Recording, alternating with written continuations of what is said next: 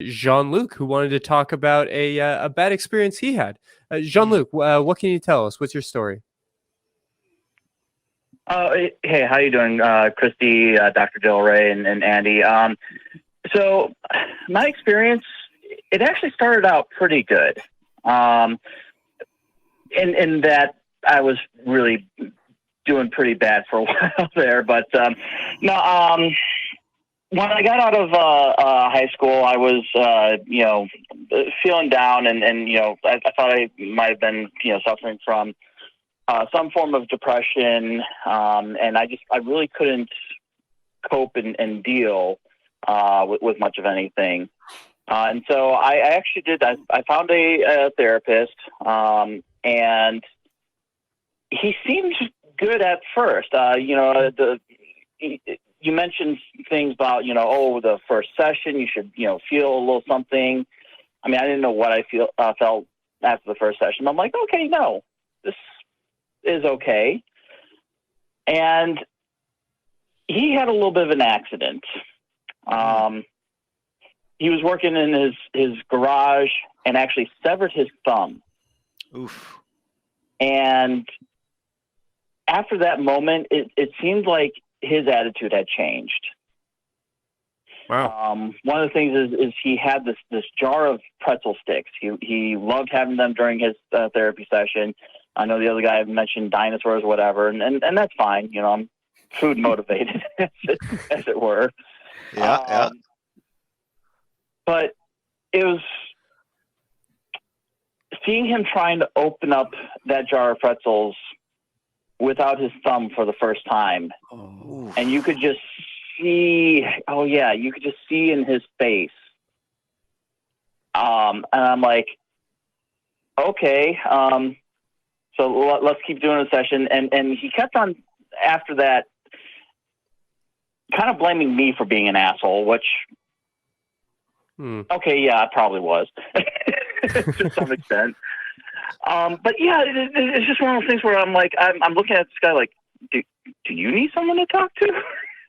Yeah. No, I hear that. I mean, obviously therapists are people. Obviously we have shit going on in our real lives. I'm sure that was a profound moment for him, and I want to be compassionate about it.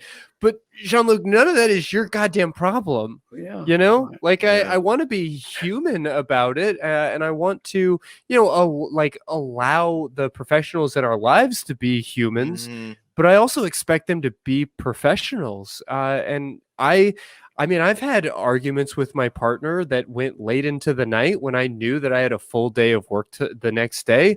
And, I've had to make that judgment call about whether or not I should disappoint people by canceling or risk hurting people by not canceling. And, there definitely is a line to be walked there. And I think a little bit of grace and compassion on all sides is valuable.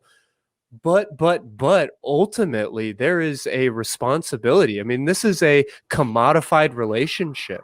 You are paying money for a service, and there is a expectation that the person accepting that money is providing that service. A therapeutic relationship is one in which the therapist holds space and that you get to be a puddle. And if that's not the dynamic, then there's some real ethical concerns to be aware of here. Yeah. Oh yeah, I definitely agree with that. And it wasn't a thing where it was just a couple of weeks or whatever. No, it was a few months, the therapy sessions, and it got to the point where you're right. I felt like every time I went in there and I saw him struggling with the pretzel, and I don't know, maybe it was something, like, oh, well, if you're struggling with this, how can you help me kind of thing? Because, I do think you're right in that, it's kind of like a relationship in some form. And I had no problems with him in the beginning. This was before, this was, God, been 20 years ago. So there was no, I don't think there was secular therapy project back then. If there was, I didn't know about it. But he didn't try to force religion on me, and I made it clear that, hey, I'm an atheist. I don't believe in this, this, that, and the other thing. And if we're going to talk, you got to leave that out. I kind of want to bring that up. And I did have one question specifically about the secular therapy project, because I don't know if I could get really a good answer on it. I'm not really looking for myself. I actually have a very good support network of people who I can, talk to and confide in and all that good stuff. So I'm not really hurting for anything right now, but I am also former military, and I was wondering if, you talked about, you don't really talk about payment and all that, but does the secular therapy work with VA at all? Because I think that, there are plenty of veterans who are suffering, and they're definitely secular veterans. And I think that if they could help, that would be awesome. Well, every therapist in the database is their own practice, and they determine what they take insurance wise and all. And I know quite a few in certain areas will take TRICARE, and TRICARE's got, I don't remember, so many sessions per year per person. So I'm positive that we've got people. Well, for example, I do know someone in Tennessee who's working with a veteran or up by Fort Campbell. So, I mean, I'm aware of that. So I don't know any of the details. Obviously, it's not my business. So yeah, the answer is yes, we'll work.